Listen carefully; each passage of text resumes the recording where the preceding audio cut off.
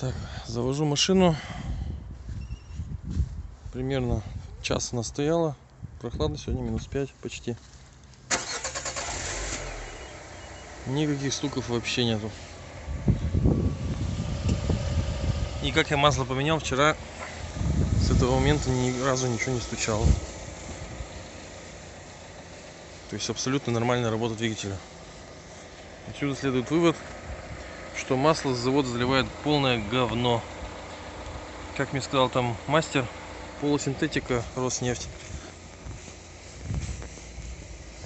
Вот так вот. Никаких стуков больше нет. Я так понимаю, что это были гидрокомпенсаторы, наверное, скорее всего. Потому что из-за масла вроде как больше ничего. Если нет, то поправьте меня.